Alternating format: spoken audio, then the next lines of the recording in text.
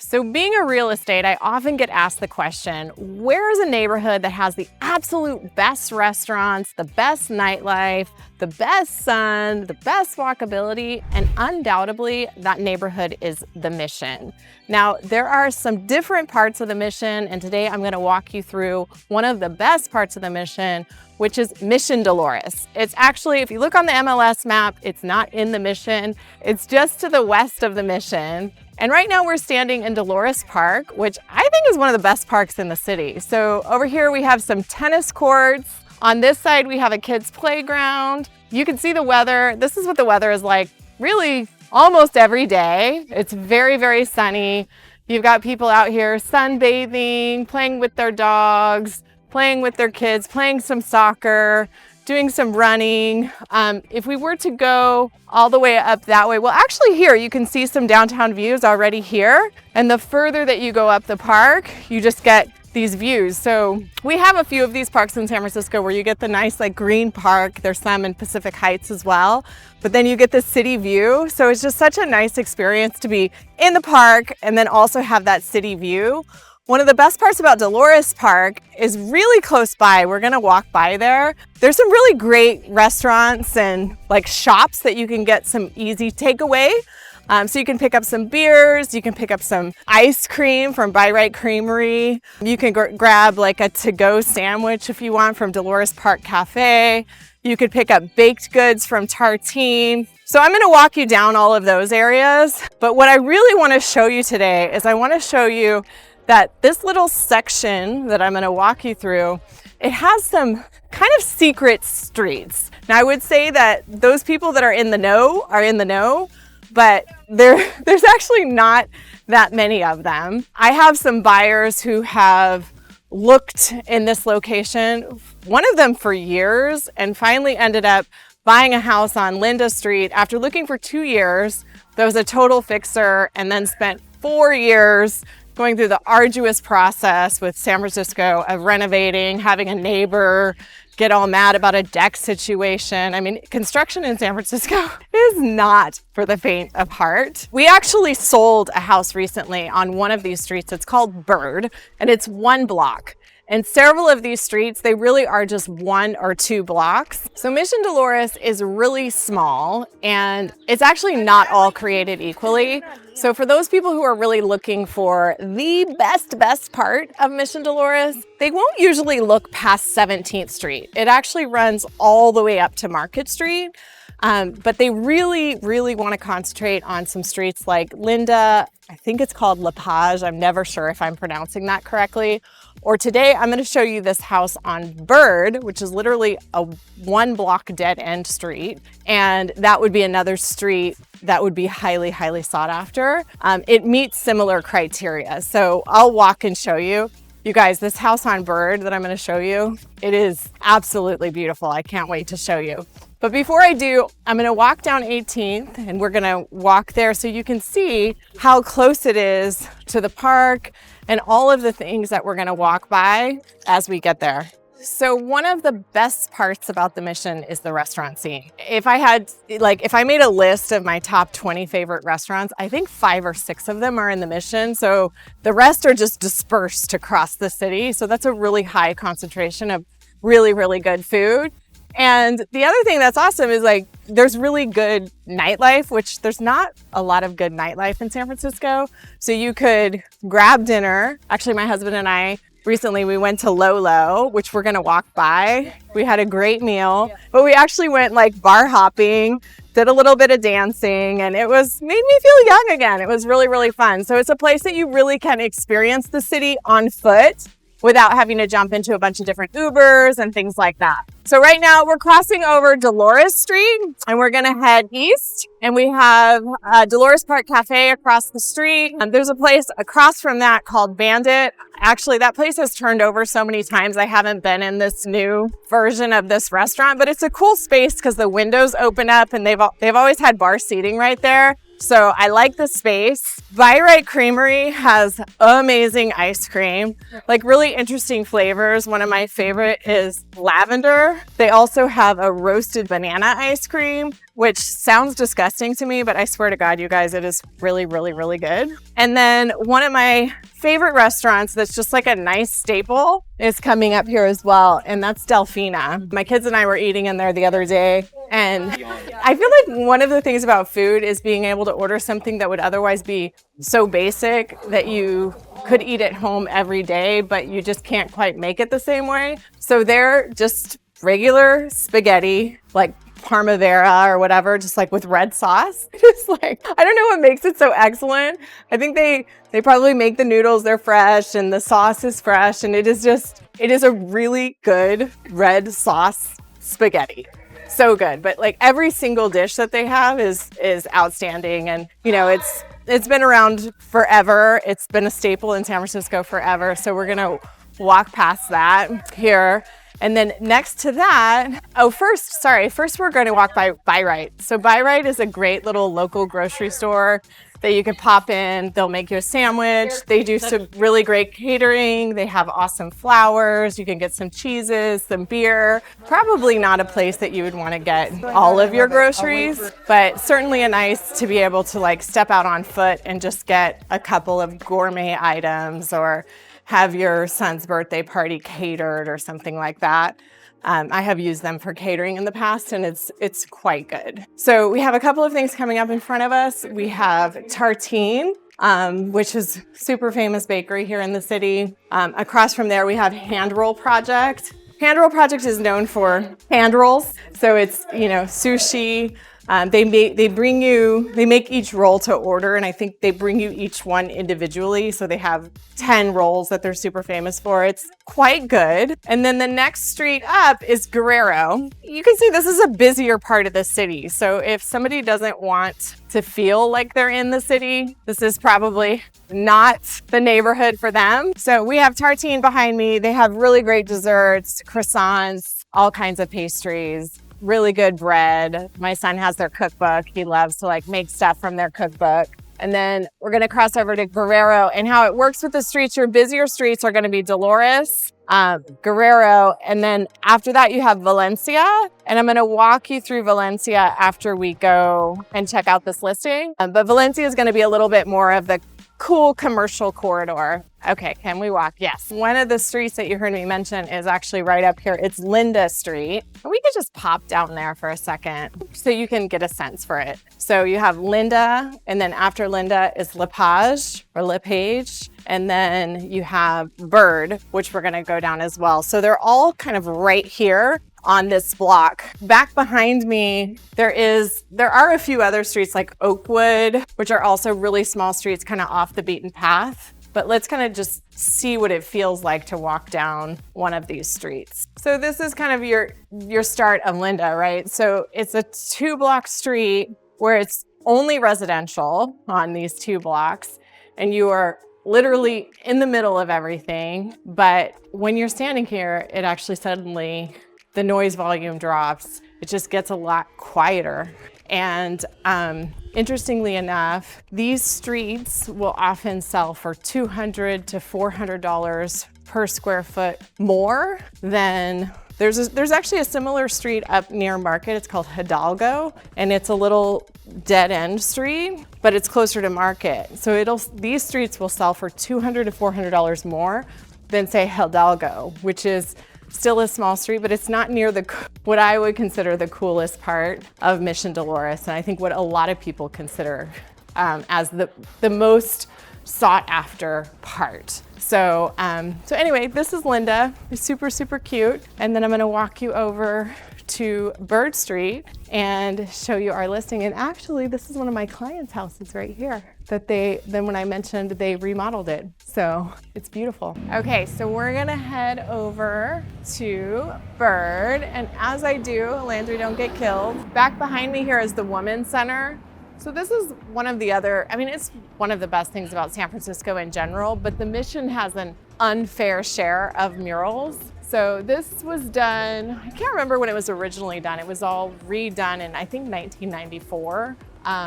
it's by a bunch of women muralists. And anyway, it's a very, very beautiful building. There's a bunch of alleys. I'm gonna walk you down one of those alleys that's right around the corner where there's just all murals. And the cool thing is they invite these artists to update them all the time, and they generally have some political themes or different things like that. Okay, this is the house, and I just want to take a minute because the exterior is really cool. And this side is my favorite side.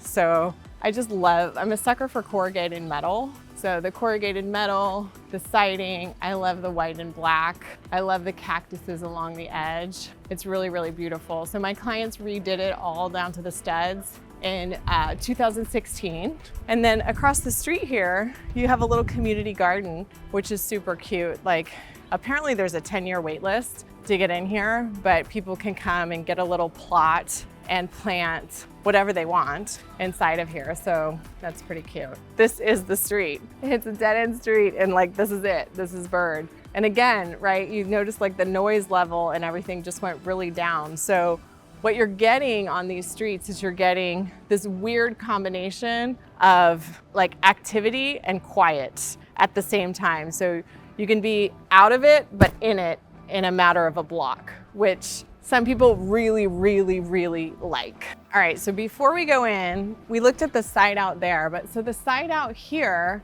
it's more of like a marina style house. Now, obviously parking in this neighborhood is not easy. There is a garage.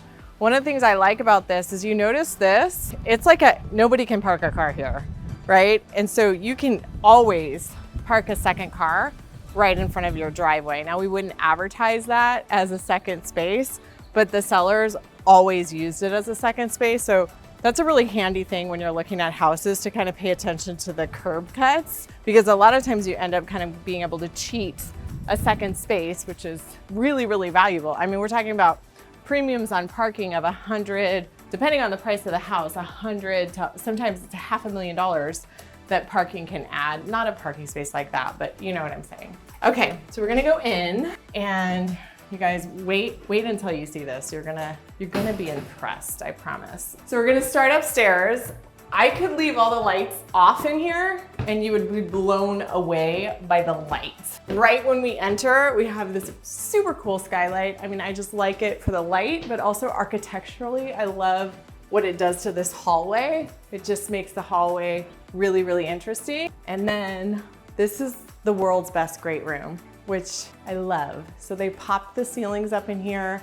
When you have higher ceiling heights, it just makes a room look much bigger. I also love wood paneling on walls. I don't know what it is. And it's not that expensive to do. It always pulls my heartstrings. It just makes a place feel very sophisticated and special. And this place is really sophisticated.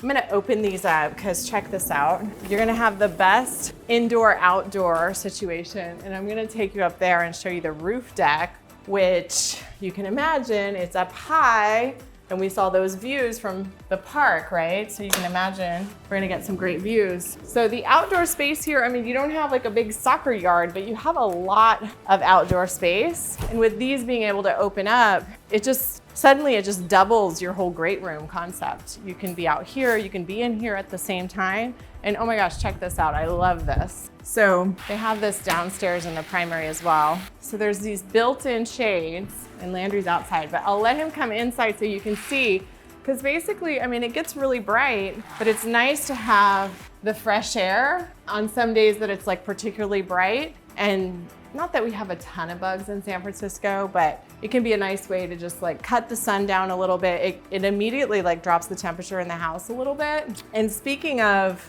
fresh air, one of the things that they did here, which I think we're gonna start seeing a lot more, is they added an air filtration system. So in addition to their heating, they have this system that actually cleans the air. So on a really smoky day, which unfortunately fire season has become a thing, you can close everything down and have fresh air, never, ever smell smoke. So that's pretty cool. So I love this. And I also love it. I love built-in appliance packages because You know, cabinets are very beautiful. It's just a nice way to keep everything super, super clean, really, really sleek. So you have a nice Sub-Zero fridge here. And then you guys, you're not gonna believe this.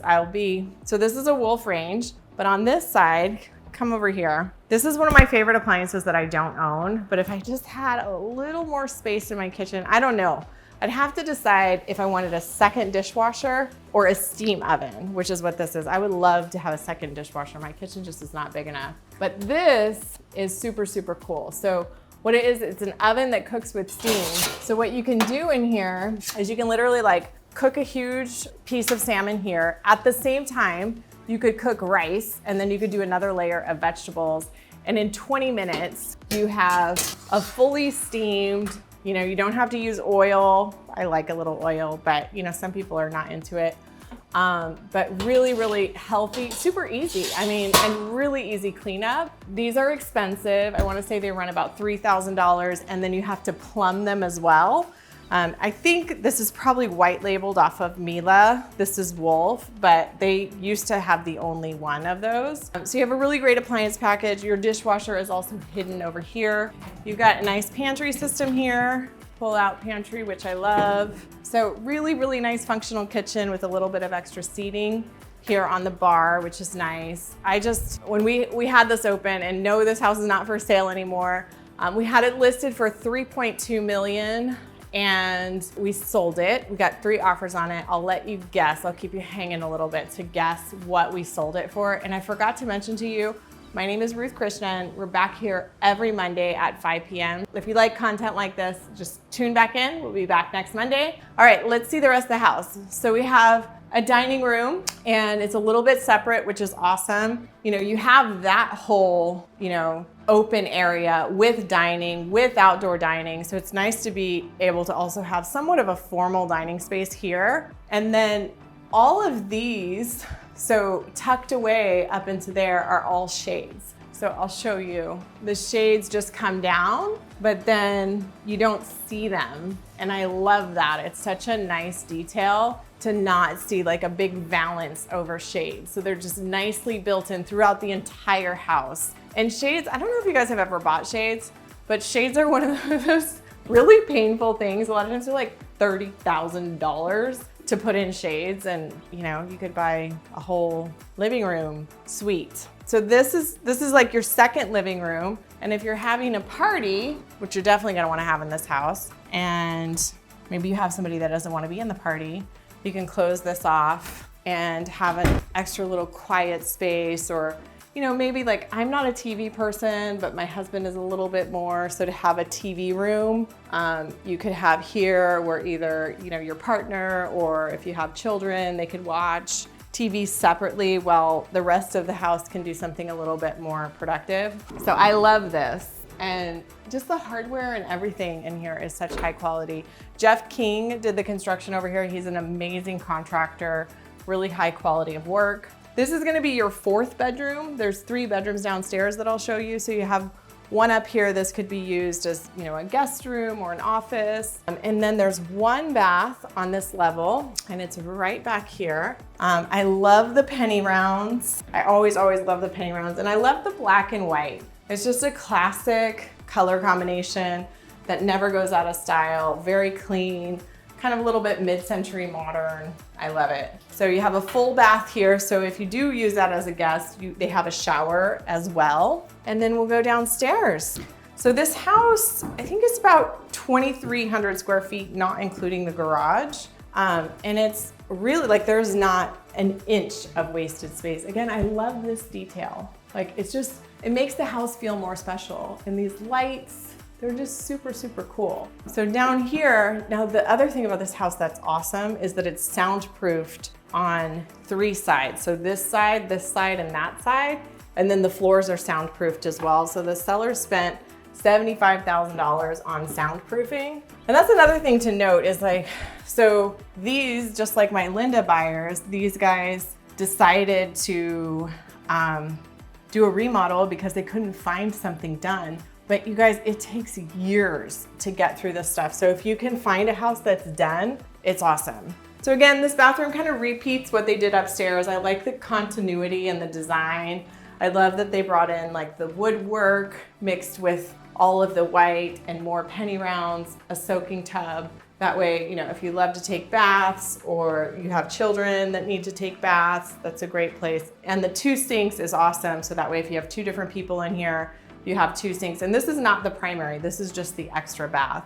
So maybe if you had 2 different children or 2 different people living down here in these rooms, they could pop in there. So this is 1 bedroom. It is on the street level, which some people mentioned, but if we were to go outside and look, the street is so dropped down, you can't see in here, but they do have these shades, which are top down, bottom up, which I love the top down, bottom up. So you have optionality. So if you wanted to just hide the street, you could do that. And this side works the same way. This could be an extra little bed if you have, you know, somebody in here that wants to have a friend sleep over, you know, obviously a very small friend. And then laundry on this level is awesome with a laundry room. So love that, nice counter space, nice sink. Again, the continuity of the design throughout, absolutely gorgeous. 1 more bedroom here. I love these little design details as well. I kind of hate that they put this plant here, but you have just this strip of window here, which I just think architecturally is brilliant. It just makes the room much more interesting. It's very beautiful. They did it in the primary as well. And don't worry, I haven't forgot. We're gonna look at the roof deck here in a minute. So huge walk-in closet for the primary. So the primary kind of starts here. And then I love that they, again, did the different ceiling heights. So in the primary, since it's, you know, more of a luxe room, you got these really high ceilings. And again, they brought in the wood paneling on the walls throughout. You also have the hidden shades. And again, here you have that fun little built-in shade. And then you have this nice outdoor space, which could be just for the primary because you have 3 different outdoor spaces. So that's kind of cool. And then here they repeated the penny rounds. I have these exact same penny rounds in my bathroom. I love them. I love the green tile mixed in. It's like very zen. It just feels super, super calming in here. Again, double sinks, which I think is a must at this price point. So I didn't tell you the price yet. So the price, we got 3 offers, was listed at 3.2, and we ended up selling it for 3.840. So that's gonna be about $1,600 a square foot, which for a house like this on these streets, you're gonna be looking at about, for a newer house like this, $1,500 to $1,600 a square foot. And because they had an awesome agent, they reached the top of that range. Okay, let's go see the upstairs. The other thing I just wanna note, you guys, is you notice like the tree there, and then you also have trees out here. So despite being in literally one of the busiest parts of the city, all I can see is trees and windows. It just, it's such a nice surprise when you walk in here. It's just, honestly, it's just so lovely. Okay, so roof deck, here we come. And while I'm walking up to the roof deck, well, I won't do that to Landry because he has to walk up those spirals while I talk. So I'll talk to you when I get up there. So up here, you have some really beautiful views. Obviously, lots of sun. You get a view of the women's building over there. And then over here, you have downtown. So you really get a little taste of it all out here. I love it. So to talk to you a little bit about prices. So I looked last year in all of Mission Dolores, there were 5 single family home sales. So there's like nothing that comes up. That's why, you know, the people who are waiting on these streets, they're waiting for a really, really long time. So of those, you see prices ranging anywhere between about $1,000 all the way up to about $1,600 a square foot. And again, these little tiny streets are gonna be the ones that are gonna push those. Obviously something that's done beautifully, checks all the boxes, is gonna push to the very, very high end of that number. But if you wanna save a little bit of money, like buying closer to Market Street, like I mentioned, there were 2 houses, actually they were both great houses, that sold on Hidalgo. And I wanna say both of those closed. One of them for sure closed around $1,200 a square foot, and the other one might've closed a little bit less. And the most recent one that closed for $1,200, it was actually really nice house, pretty new construction. So, I mean, I think that's the thing that a lot of times buyers struggle with, is that understanding the block by block situation. If you're new to, I mean, even people who live in San Francisco, quite frankly, there was a realtor who's lived here forever that wrote on this house And when he was asking me about comps, I said, well, the only comp that you can use is on Linda Street and it's old. And he said, where's Linda Street? So I'm not knocking him at all. It takes a lot of years and a lot of sales and a lot of clients to know the block by block of each neighborhood. So anyway, if you want to talk about the best blocks in each neighborhood, you know how to find us in any of the ways below. Let's go down and look at the neighborhood and walk around Valencia Street a little bit so I can show you what that's all about. All right, let's go see a little bit more of what the neighborhood has to offer. And as I walk, I wanted to tie up the story about cost. So as I mentioned, there's only 5 single family homes that sold in the last year, but there was, I think, 47 condos or TICs that sold. So if you don't have to be in a single family home, then there are a lot more options on the condo and TICs. And we sold one recently, actually to a YouTube buyer. So people watch these and they call us. He bought 80 Sycamore Street. I'm gonna flash up some pictures and show you. It's beautiful. And I think that would be a really good single family home alternative because it was like 3,000 square feet, amazing roof deck, city views, hot tub, gourmet kitchen on the roof deck, 3 bedrooms, impeccable finishes, just massive, massive amounts of space. And in a 2-unit building. Also, Sycamore is kind of one of these very, very small streets. So there are options. That one was sitting on the market at $5 million, and we ended up getting it for him for 4.325. So, just because something is high, if it's sitting and you're working with the right agent, there are ways to negotiate. I mean, that's a huge, huge difference in price. I think a lot of times agents are kind of scared to go in low, but I'm not. I love it. I totally love it. I mean, you need to understand and be able to explain your position to the sellers on why it's worth what it's worth. And obviously you need a motivated seller as well. And they aren't all motivated. So anyway, stories for another time. But we're coming up on Valencia, and I'm gonna start by going left because I wanna show you, I think it's called Clarendon Alley, just to get a little bit more of a peek of the murals. Obviously we have endless amounts of taquerias. And that's one of the best parts about the Mission, I feel like, because you have low to high food. And I like that. I mean, there's almost nothing better than a taco. I think a really, really good taco that's $3 or whatever. Like, I love, love, love a good taco, and there's no shortage of supply of some really great tacos, very, very authentic tacos right around here. So we just passed over Dumpling Story. That's a chain, you've heard me talk about it before. Great place to just get some dumplings, some noodles, some different things like that. There's gonna be a nice range of food here. So over here we have Curry Up Now, which is kind of a fast food Indian place. It's pretty good. It's been around for a long time. And then next to that, we have one of the many bars, the Valencia Room. I think that was the old Elbow Room. So great place to get a cocktail, go dancing, and we're gonna have to cross over to see this alley. So let's see if we can make a break for it. All right, we're doing it. So this is Sycamore that I just mentioned, where I just sold actually that house right there. That's the one that I just mentioned, an 80 Sycamore. So you have some murals here, but let's walk over here. The other thing that I like about the Mission, which is a little bit unusual, is that you have a really variety of shopping. There's a lot of emerging, I don't know if artist is the right word. There's like a lot of emerging designers and stuff that have little stores and stuff. So check this out. This is super cute. Basically what you're gonna have here is these are gonna be painted differently all the time based on things that are going on in the world. That's Gaza, Israel, right? Sometimes it's maybe about nothing. There's a lot of, I would say, activism in the Mission and a lot of community that comes together, which is another part I think about, like what people really like about San Francisco. And it's a part that's gotten a little bit diluted over time, where I don't know, there's maybe not all pockets of San Francisco have that same cohesion, but in the Mission, you're definitely gonna have this very community atmosphere where people are really coming together for various activism things. I love this side. Let's check this side out.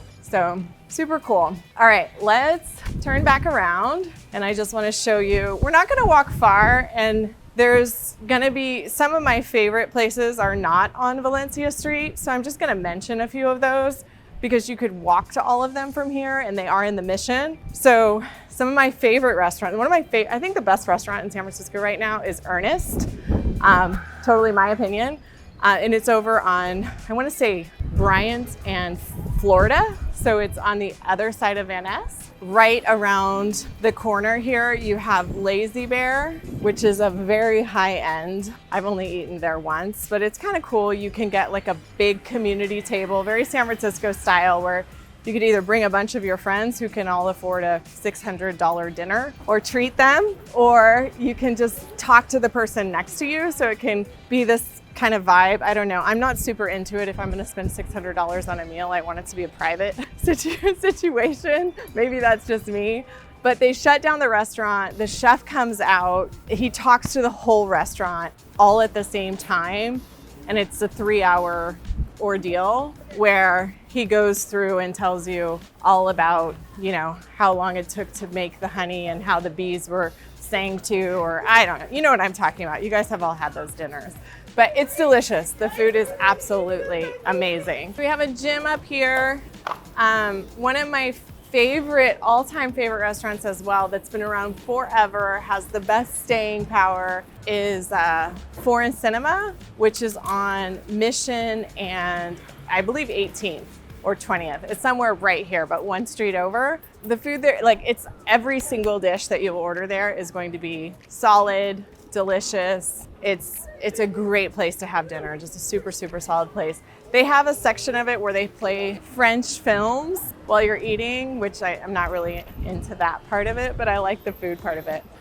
It's all really, really good, and really good drinks as well. Super great cocktails. So as we're headed down in this direction, let's see, we've got Dandelion Chocolate that we're gonna pass over. We have quite a few little chocolate companies. I don't know if Dandelion, I believe they have, I don't know if it's their factory over on the other side of the Mission, but they have a few dispensaries. I don't know if that's the right word, but little chocolate, I don't know, there's chocolatiers, little chocolate shops throughout. They have a really, really nice chocolate. I love a good chocolate. Some other restaurants in the Mission that we're not going to pass. So one of our clients actually works at Bernal Cutlery, and I went in there to see her and see what they have.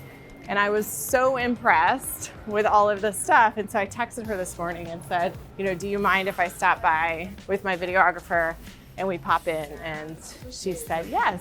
So anyway, this is a beautiful little street. You've got the trees lining the street. You've got a great little cafe here, Craftsman's and Wolf. So Solva is delicious. I feel like it's one of those staple places.